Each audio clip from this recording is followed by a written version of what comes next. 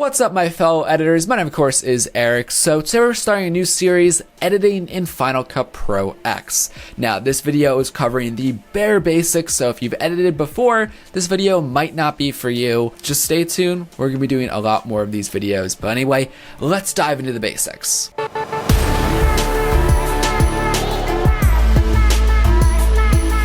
Alright, so let's start off by just opening up Final Cut Pro, and for anyone that wants to know, this version of Final Cut is 10.4.4. Not sure if this is the latest one by the time you're watching this, who knows, but as of right now, I think this is the latest.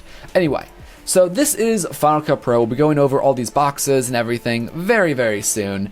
But when you get into Final Cut, the first thing we gotta do is make a library. So a library is going to contain our projects, our events, potentially video and audio clips if we desire. So we gotta make it. So we're gonna go to File, New, Library, and we're just gonna name this library Test 4 because I've recorded this video way too many times. Click Save. Now that we created our library, we're going to have to actually start managing our file structure, so you have to know something about events. A library can consist of many different video projects, and you're going to want to organize all your video projects by an event. So if I had a one-day wedding, I could make an event by right-clicking New Event, and we could just name it Wedding Day 1.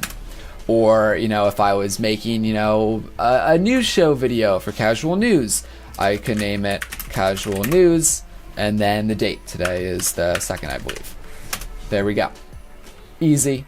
And so once you have your event created, we're going to want to import media. So you can click the Import Media button right here, and here's our selection tool, if you will. So Final Cut usually defaults to figuring out, well, do you have an SD card plugged into your computer?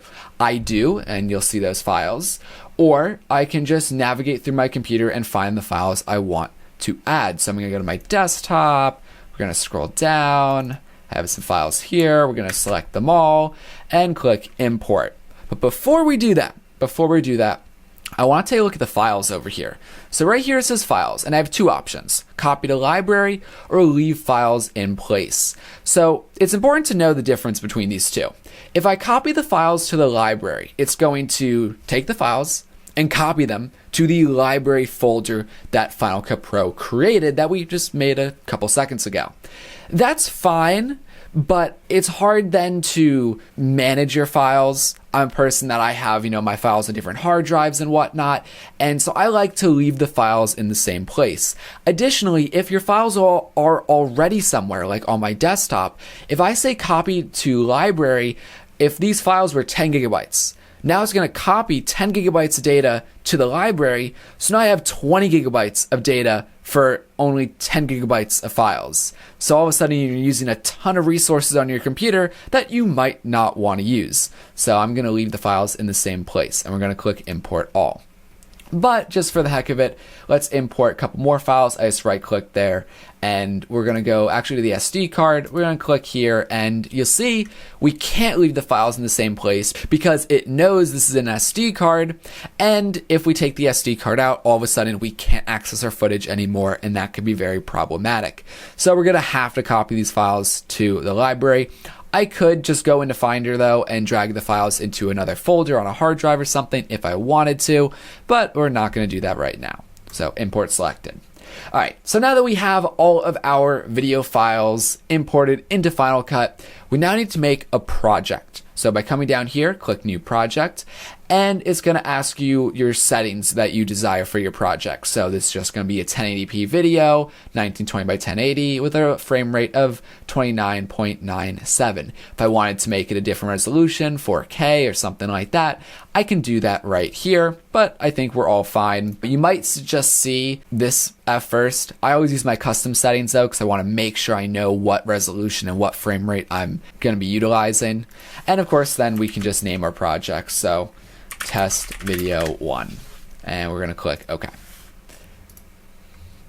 So now that we created our project, we now have access to the timeline. The timeline allows us to put our video together. So you can add clips to the timeline by clicking on them up here, and we can click on a clip and drag it, and it's going to copy the entire file. or I can click on a clip and click the E button on my keyboard, and that'll automatically put it into the timeline. But let's say we only want to select a portion of the video clip, or audio clip for that matter. So we can simply click on our video clip, and you'll see this little red playhead right here. And I can just simply click and drag a portion of the clip I want, and now I can just drag it into the timeline, and it only selected that portion and not the entire clip. So that's nice if you want to do that. Anyway though, so let's actually add a couple clips of Liam, so just for the heck of it. And one thing to note about this timeline is Apple calls this a magnetic timeline. That means that the clips are going to be all smashed together. So if I take a clip and I want to drag it all the way over here, it just pushes the clip back to where the last clip ended. Some people don't like this. It is what it is. It's how Final Cut Pro works. Just learn how to use it in your favor. So we have some clips of Liam. That's cool and whatnot. But we want to do some things to these clips. So I don't like how, it's choppy. I go from one clip to another clip and there's not a nice transition. So let's add a transition. So if you go to the right-hand side of Final Cut, this button over here is our transition folder. So Final Cut has a decent amount of transitions already added, so we can do like a simple cross dissolve, and by just clicking on the transition and dragging it to where I want it in the clips, it's gonna complain, create transition, there we go, bam, it just added the transition. And now we have a nice cross dissolve, all is well. But I don't like the cross dissolve, I don't want to do that. I want to have this stupid clock transition. So we're going to click and drag, and I'm just going to drag that over top of the transition I just added because I want to replace it. So when I let go, bam, now we have a new transition. That is a lot better. I don't know if I like how Liam looks in this shot. So maybe we want to add effects. So right next to the transition tool is our effects browser.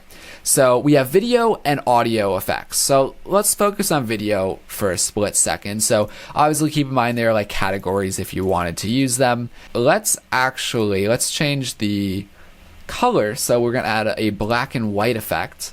So by clicking the effect and dragging it and placing it on top of Liam, bam, now Liam is black and white, looking a lot better. But you'll see the first clip I had, it's a green screen. We have to key that out. So I'm going to go into my effects, I'm going to click the key, we're going to have the keyer, and we're going to drag that on top of Liam. So we added that effect, but you see it's not perfect. How do we adjust the effect that we utilized? Well, we're going to do that by using the inspector. So the upper right hand side over here is our inspector, and it might be hidden at first. So if you click this button right here, it adds the inspector back so you can see it. And if we click on this little movie button, you'll see our effects here. So you'll see we have a keyer effect, and this allows me to manipulate my effects. So we're not going to go through all of the settings for every single effect here, but it allows us to adjust it. So for keying specifically, click sample color, bam, now I just removed the rest of the greens, so now we're all good to go. Now, the only thing about this clip though, minus the light, I'm not even going to bother fixing that for this tutorial. We have a black space behind Liam, but I want something else. So that's where the generators come in, and we'll have to cover text. So if we go to the upper left-hand side, obviously we have the events here, or we have the events. But right next to this, you'll see this button right here, and this is our title and generator section. So if we wanted to add text to our video, let's say this text, we can click on it and drag it into our video. So we can drag it on top of the video. So now when we play the video, we're going to have text, or it can act as a standalone video clip. So right before, we could have the video clip, and you'll see I'm just adjusting the duration of this clip by clicking on the side and dragging it. So we're going to click on that, and again, using the inspector, we're going to now change the text. So intro.